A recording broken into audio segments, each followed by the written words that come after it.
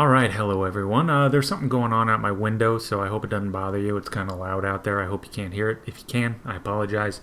But let's just get into this. This is great. There's this tweet, and it is absolutely ridiculous. As you can see, it's at the top here. It's a list of things that someone who knows nothing blames on free markets. Meanwhile, anyone who looks into it sees the government's fingerprints all over it. Now, obviously, I responded, as you can see, and pointed out that in regard to at least child labor, that wasn't the free market, and it wasn't socialism either. It wouldn't be right to blame socialism for that back then. That's fair. And it wasn't some oligarch hoarding all the food and furniture and housing material, etc.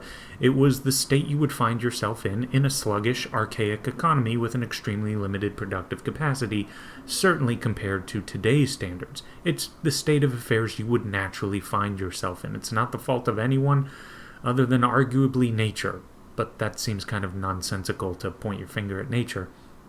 Now, as usual, leftists and socialists start responding to it. I came back a few hours after posting this to about 20 plus notifications and was like, a video would be easier than responding to everything here. So these socialists and leftists obviously say it was capitalism that caused child labor, and it was only the state and the unions that saved this nation's children from laboring all day.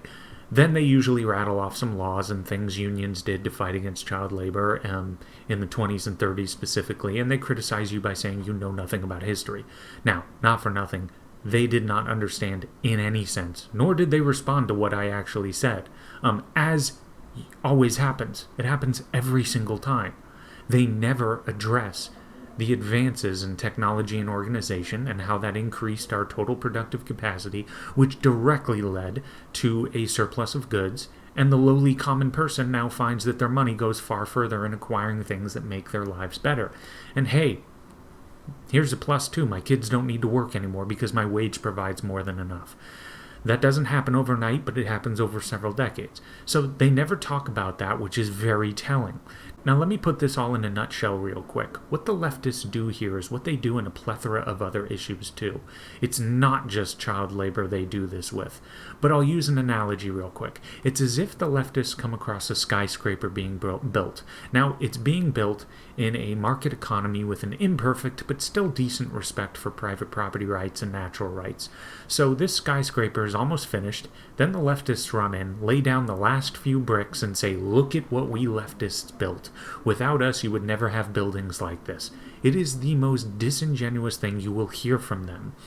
Because they'll scream and yell about what the unions did and what laws were passed in the 1920s. So by the time the 30s rolled around, especially near the end of the 30s, child labor was completely almost gone.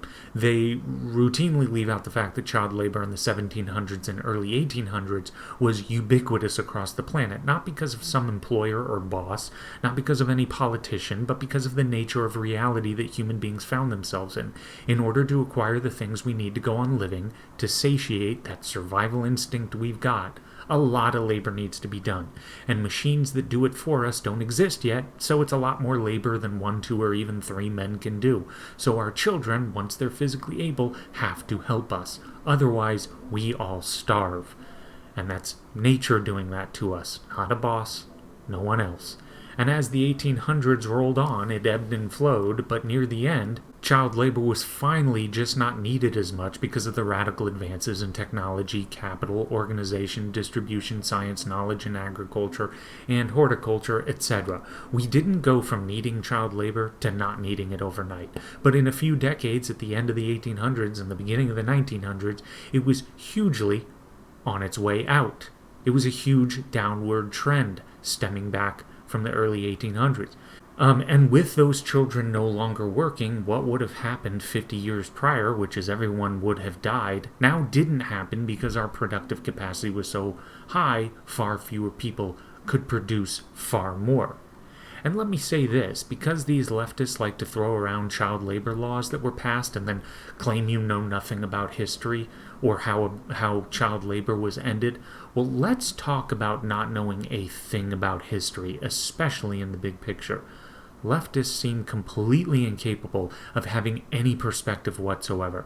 Take a look at perhaps the thousands of years of recorded human history across the entire planet in which child labor was ubiquitous. It was nearly everywhere at nearly all times. By 1890, the US had 18% of children working. That, compared to nearly the entirety of the rest of human history, is completely unprecedented. It was only 50 or 60 decades before that in the US, it was nearly 100%. We can easily say in 2021 that that's terrible, but it had to be, again, because otherwise people would have starved. But since that time, for a century, it ebbed and flowed, but on a clear downward trend. And then before most of the laws and unions were succeeding in doing much about it, it was well into the single-digit percentage territory anyway. Then in the 1920s, the unions and politicians get the bulk of what they want done, and that's the last few bricks they lay on that skyscraper that had been built by market forces, property rights, innovations, technology, science, and knowledge. And then they say, wow, look at what we've done. Without us, your children would be without their childhood. It is ridiculous. And I'll end on this note. I know where they're getting this information. It's what I was taught in K through 12 public schools. 1938, the Fair Labor Standards Act. 1916, the Keating-Owen Child Labor Act. Limited children's working hours. I was taught all this stuff. Not once was it ever even remotely mentioned that before the government came in to end child labor, before 1916, where they cut their hours, the child labor was vanishing anyway. It was already on its way out. I think people, even people like me, might be a little more generous with giving the government or unions some credit if people who defended them were a little bit more truthful.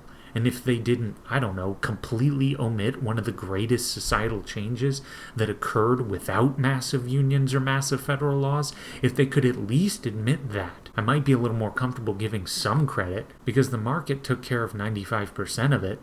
But then the leftists say, well, we came in and we just polished it off. I would say, okay, an argument could be made there, but that isn't even close to what they say.